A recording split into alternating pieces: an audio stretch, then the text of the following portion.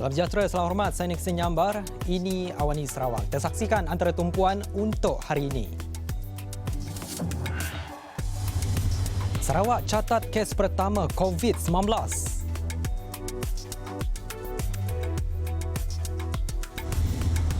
Have to abide to this state directive, and we are postponing all those events that are to be held until further notice.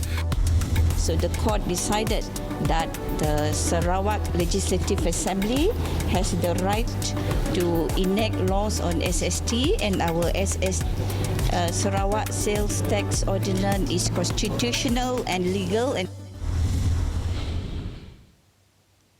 Sarawak merekodkan 3 kes positif COVID-19. Perkara itu dimaklumkan dalam satu kenyataan media Jawatan Kuasa Pengurusan Bencana Negeri JPBN hari ini. Menurut pengerusi JPBN Dato' Amar Douglas Ugambas, 2 daripada mangsa didapati positif setelah mengikuti sebuah majlis keagamaan Ijtima' di Masjid Sri Petaling Selangor yang berlangsung dari 28 Februari hingga 1 Mac lalu. Manakala kes ketiga adalah dari ahli keluarga salah seorang mangsa.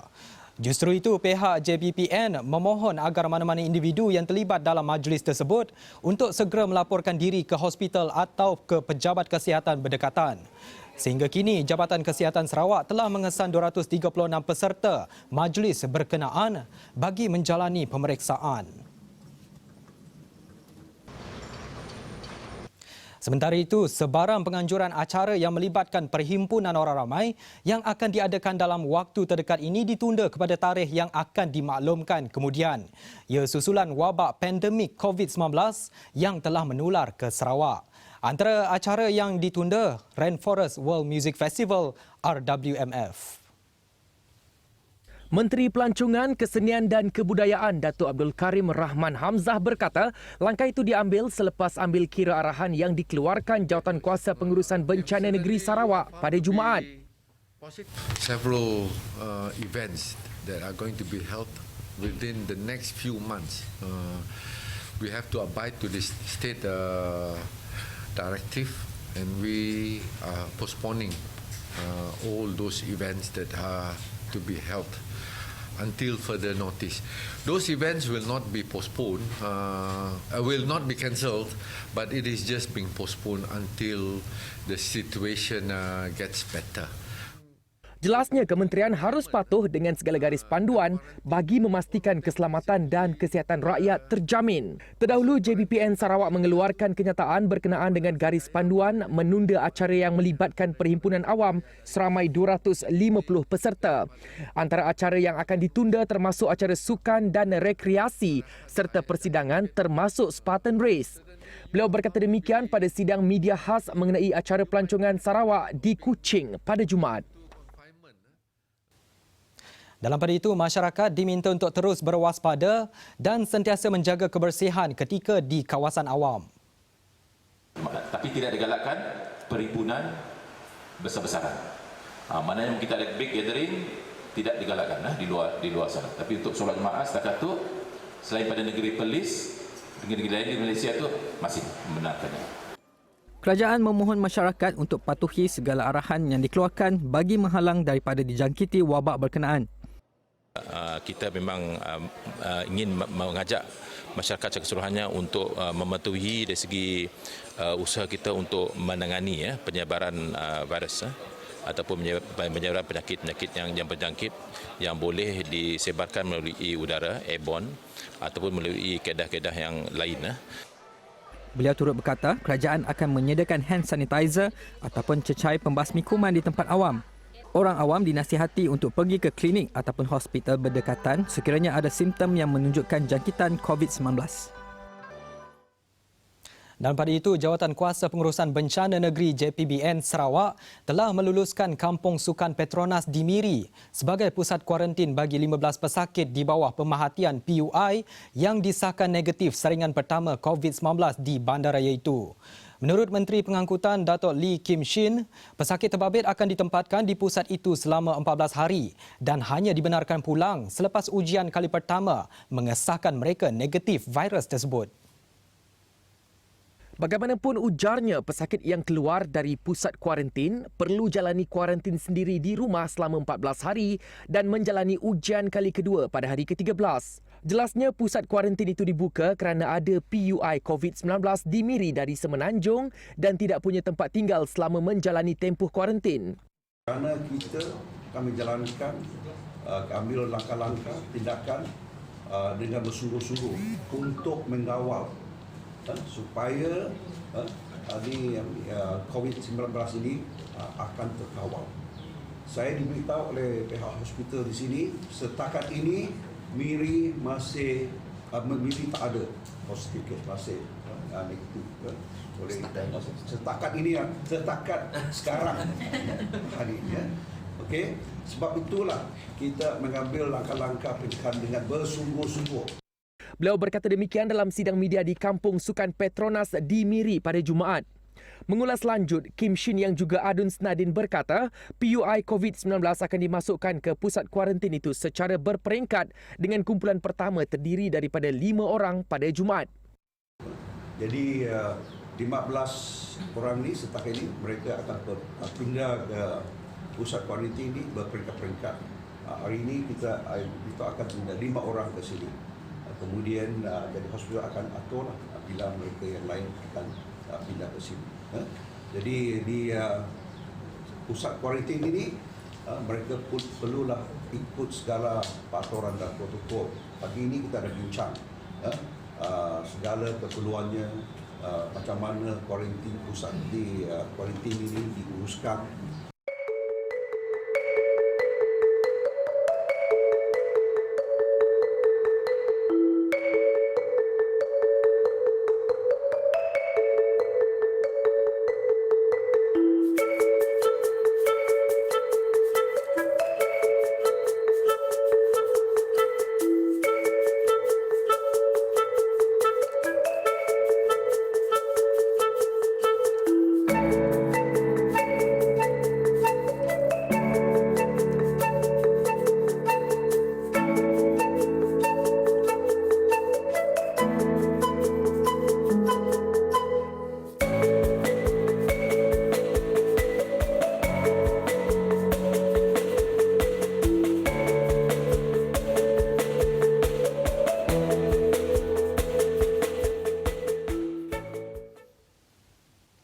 Mahkamah Tinggi Kuching menolak permohonan semakan kehakiman difailkan Petroleum Nasional Berhad Petronas berhubung hak Kerajaan Sarawak dalam melaksanakan cukai jualan negeri SST sebanyak 5% terhadap hasil minyak dan gas yang diekspor dari negeri itu.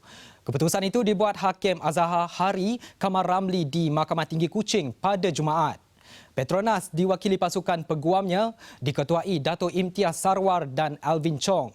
Manakala Kerajaan Sarawak diwakili Ketua Peguam Negeri Sarawak Datuk Talat Mahmud dan Penasihat Undang-Undang Negeri Sarawak Datuk Seri Jessie Fong. Hadir sama Menteri Muda Undang-Undang, Hubungan Negeri Persekutuan dan Pemantauan Projek Datuk Sharifah Hasidah Said Aman Ghazali. Sementara itu, dalam kes berasingan, Pesuruhjaya Kehakiman Christopher Chin menetapkan 15 April sebagai hari pendengaran kes saman Kerajaan Sarawak terhadap Petronas selepas gagal membayar SST RM1.3 bilion.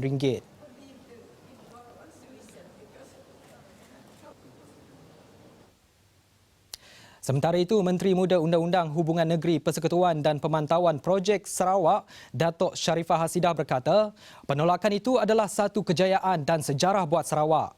Jelasnya, kerajaan negeri memang berhak di atas perlembagaan mengenakan cukai jualan negeri SST dan ia wujud serta tercatat dalam perlembagaan sejak 16 September 1963. So the court decided that the Sarawak Legislative Assembly has the right to enact laws on SST, and our Sarawak Sales Tax Ordinance is constitutional and legal and within the framework of the Constitution. Let's get on with this decision.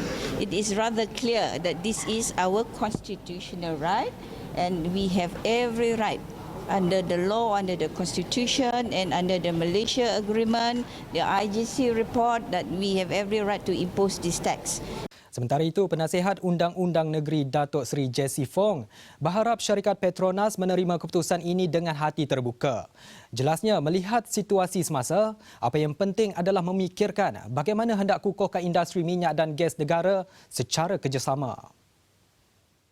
There will be no appeal, and Petros and the state government will work together to help the oil and gas industry, which is currently coming under very challenging times because of low oil prices and low global demand. Pemindahan ibu kota baru Indonesia ke Kalimantan dijangka beri kelebihan kepada bukan sahaja Malaysia, malah Brunei dan Filipina dalam aspek pembangunan infrastruktur. Ini termasuklah kemudahan jalan raya yang mampu dibangunkan bersama, termasuk di Sarawak. Dan bagi lebuh raya Borneo Utara, perpindahan itu beri ruang kepada mereka turut serta dalam aspek pembangunan.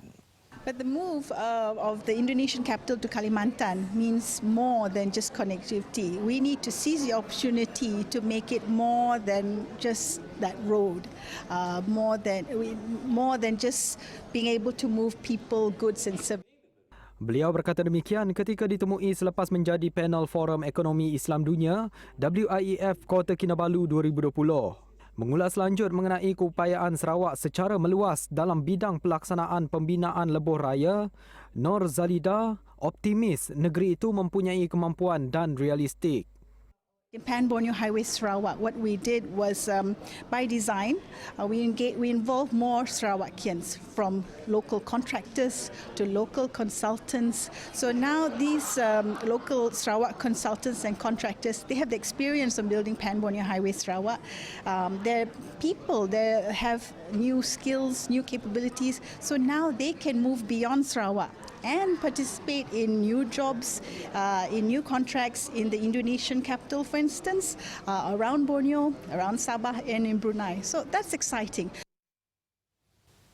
Dalam pada itu, pembinaan pos gabungan iaitu Kem Jawatankuasa Perancang Gerakan JPG di kawasan sempadan Sarawak, Kalimantan, Indonesia adalah langkah kanan dalam meningkatkan tahap keselamatan di pintu masuk kedua-dua negara.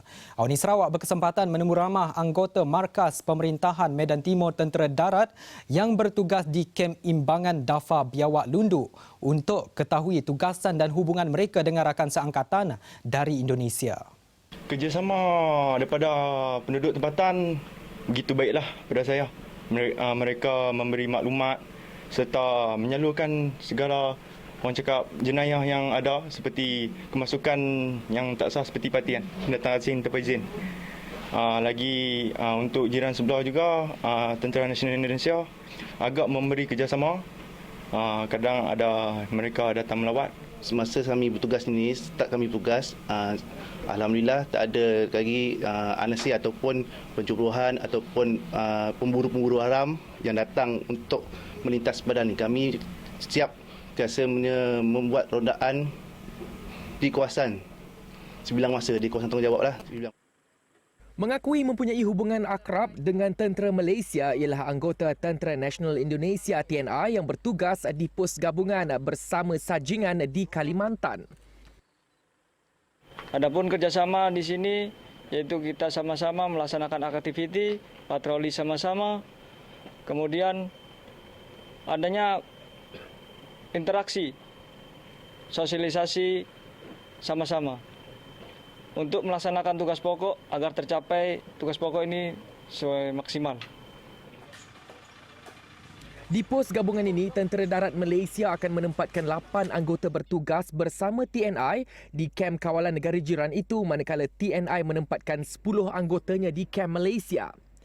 Tempoh menjalankan tugas bersama itu adalah 3 bulan bagi Tentera Malaysia dan 9 bulan bagi TNI. Dan dengan itu, sekian laporan Awani Sarawak untuk hari ini. Saya Senyambar, telah hormat, kita jumpa lagi.